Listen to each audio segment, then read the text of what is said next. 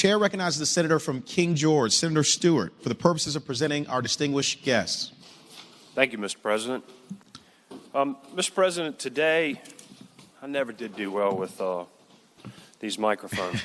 Mr. President, today we have a distinct honor in recognizing Ms. Gladys May West of King George. And on behalf of the senator from Hanover and myself, Senator from Hanover also represents half of King George, for those of you all that don't know. Mrs. West is accompanied by her husband, Ira West, her daughter, Carolyn Oglesby, son-in-law, Barry Oglesby, her son, David West, daughter-in-law, Colleen West, and grandson, David West, Jr.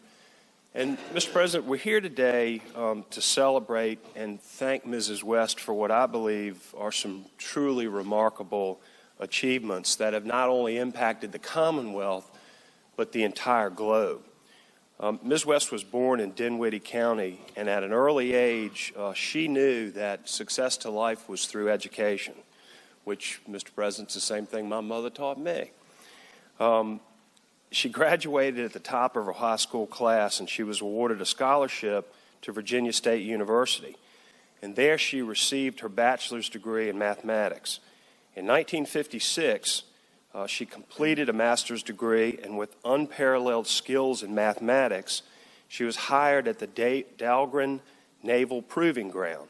She was only the second African-American woman to be hired there. It was in the 1950s through the 60s that Mrs. West worked on the calculations as a mathematician that led to satellites and the global positioning system. That is what we call GPS today, and I think many of us use it either in our cars or our phones. She collected information from orbiting machines, focusing on information that helped determine their exact location as they transmitted from around the world. Mr. President, if that wasn't enough, in 1979, Ms. West was made project manager for CSAT Radar Altimetry Project, which was the first satellite designed for remote sensing of oceans with synthetic aperture radar. I have no idea what that means. After what can be deemed as a remarkable 42-year career, Ms. West retired from Dahlgren. She then earned her Ph.D. from Virginia Polytechnic Institute and State University and is now writing her memoirs. When asked about the usage and impact of GPS, in very humbling words, and I encourage you all to meet her because she's just a very fine, humble woman, she said that the data points could be wrong or outdated, so she prefers to do her own calculations on paper maps. Mr. President, I will tell you that we spend a lot of time in this General Assembly talking about barriers and how to break those barriers down to help people. Mrs. West is a lady who shattered those barriers.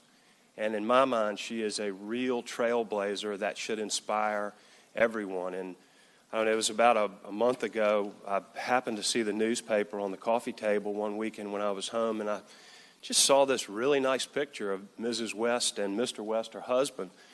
And they were such nice faces. I picked up and I started reading. I was absolutely amazed to learn that she had developed GPS, so I thought it only proper for us to recognize her today in the Senate. So, Mr. President, with that, would the clerk please read the resolution? Senate Joint Resolution number 168, commending Gladys West. Whereas Gladys West, a pioneering mathematician and King George County resident, forged a historic 42-year career at Naval Support Facility Dahlgren and made valuable contributions to the development of the global positioning system. And whereas born in Dinwiddie County, Gladys West graduated at the top of her high school class and secured a scholarship to Virginia State University, where she received a bachelor's degree in mathematics. After teaching school in Sussex County for 2 years, she continued her studies and earned a master's degree. And whereas in 1956, Gladys West's mathematical talents secured her a position at Naval Support Facility Dahlgren, then known as the Naval Proving Ground, she was only the second African-American woman hired at the facility and was one of just 4 black employees. And whereas Gladys West worked at Naval Support Facility Dahlgren for 42 years, climbing the ranks of the organization while serving as a programmer for large-scale computers and a project manager for data processing systems used in the analysis of satellite data during the 1950s and 1960s, her calculations and mathematical work contributed to the development of the modern Global Positioning System, GPS. And whereas along with making major technological breakthroughs at Naval Support Facility Dahlgren, Gladys West also met Ira West, her husband of over 60 years. And whereas throughout her career in Naval Support Facility Dahlgren, Gladys West earned the trust and respect of her colleagues for her analytical skill and her ability to accurately calculate complex mathematical figures.